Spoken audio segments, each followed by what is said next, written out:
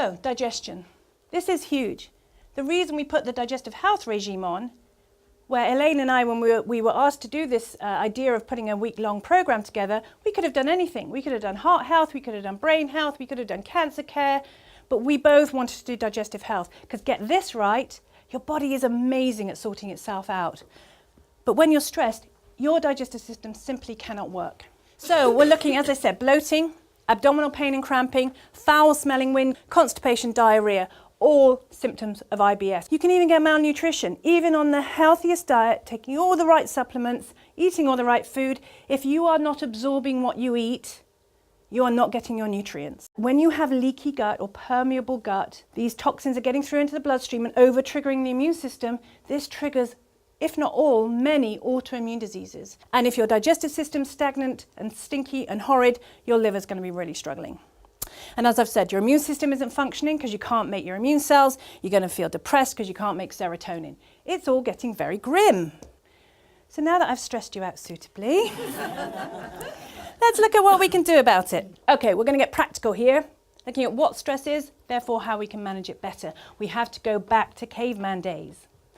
Remember, when we get stressed, we have one response only. That's fight or flight, that's revving up, that's ready for action. So you've got to take some action. You've got to move.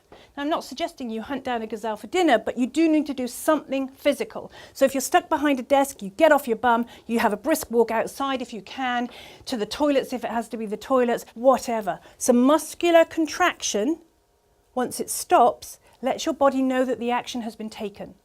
It's actually quite simple. You can even do it in the car. And breathing correlates really well to this too. When we're in a stressed state, we're doing short, sharp upper chest breathing. You can change the message to your brain and tell your brain you're not stressed anymore by changing the way you breathe. So rather than short, sharp upper breath breathing, big belly breaths, really using the diaphragm, breathing into your tummy, really extending your tummy when you breathe in, long, slow breaths in through the nose for 5, bigger, longer, slower breaths out through the mouth. We can measure the drop in cortisol and adrenaline when people change their breathing pattern. So get a bit zen about it, bring your breathing rate down, your hormone levels will drop. Similarly, smiling and laughing, it might sound so trivial, but if your mouth is in a smiley shape, your brain's going, we can't be about to die, so maybe we're not as stressed as we thought we were. So you can change the neurological pathway, particularly having a good giggle, changes the way you breathe too.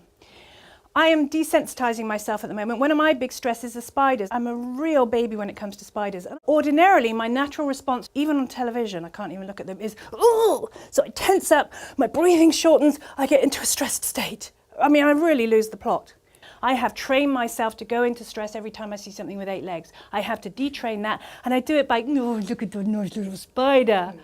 I'm getting there, slowly. So it's about shifting your focus. This is really important. I can choose to be stressed out by a spider, or I can be grown up about it and shift my focus. We are in charge. And it's only once you've done all of these things that you should even contemplate eating, because this is critical. As I've told you, when you're in fight or flight, your digestive system is on hold. We have 2 arms to our nervous system: fight or flight, rest and digest. You have to switch on your digestive processes, meaning you have to switch off your fight or flight. And doing these things will help that. And don't eat too late. If you're coming home late from work, or you're waiting for a partner to come home and you're eating 9:30, 10 at night, you are burdening your digestive system when it really doesn't want to be digesting. So at least 3 hours and the minimal amount of food possible, and then you should be waking up hungry, ready to eat in the morning. So I really, really don't recommend eating late at night.